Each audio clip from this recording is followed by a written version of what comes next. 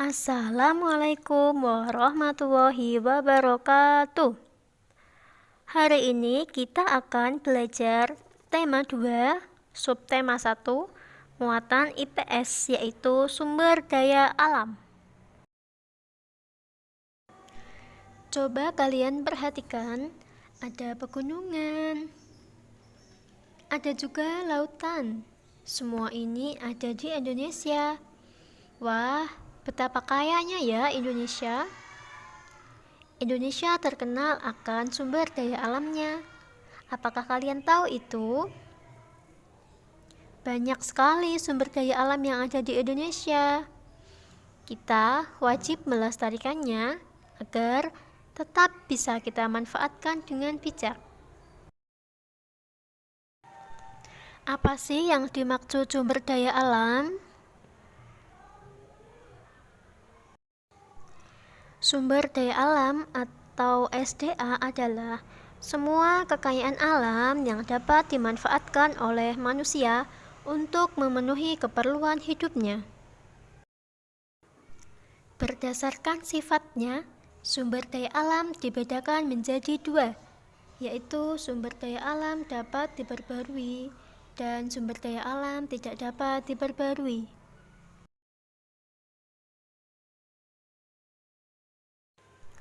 Yang pertama, sumber daya alam dapat diperbarui merupakan sumber daya yang akan ada terus-menerus dan cepat pulih kembali.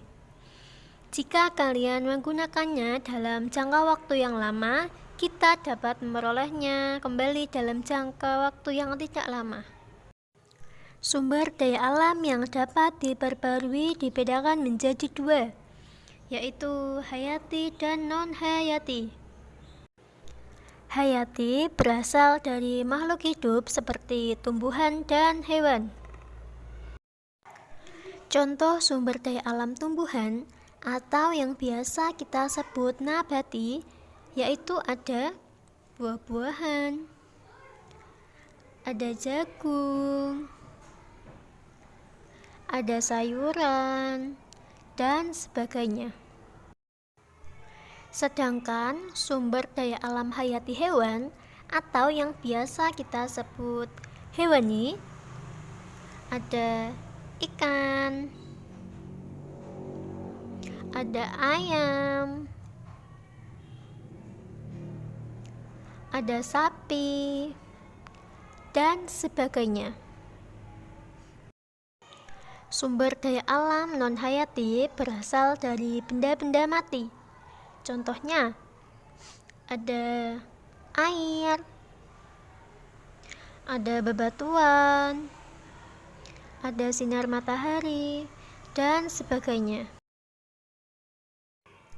Yang kedua, sumber daya alam tidak dapat diperbarui merupakan sumber daya alam yang akan habis dan proses pembentukannya memerlukan waktu yang lama.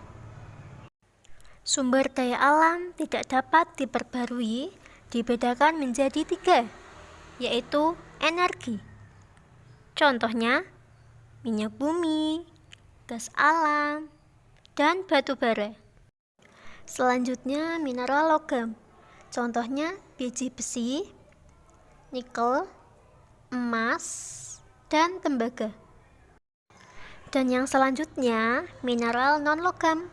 Contohnya, pasir, batu kapur, dan belerang. Sekarang, apa saja manfaat dari sumber daya alam yang ada di darat dan di laut? Indonesia kaya akan sumber daya alamnya. Apalagi 2/3 dari bagian Indonesia adalah perairan. Oleh sebab itu, Indonesia disebut sebagai negara maritim. Lalu, apa saja manfaat yang bisa kita ambil dari sumber daya alam laut kita? Yang pertama, perikanan. Perikanan Indonesia memiliki potensi sumber daya alam yang sangat besar. Jenis ikan konsumsi yang terdapat di perairan Indonesia antara lain cakalang, layur, tuna, kerang, udang, dan cumi-cumi. Hasil perikanan Indonesia juga berasal dari budidaya perikanan yang meliputi tambak udang, tambak bandeng, dan kerang mutiara. Yang kedua, industri garam. Garam laut dibuat dengan cara penguapan air laut dengan bantuan sinar matahari. Yang ketiga, pariwisata. Sebagai negara maritim, Indonesia memiliki banyak pantai.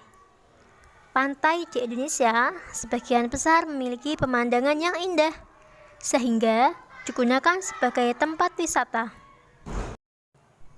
Sekarang, pemanfaatan sumber daya alam yang ada di darat.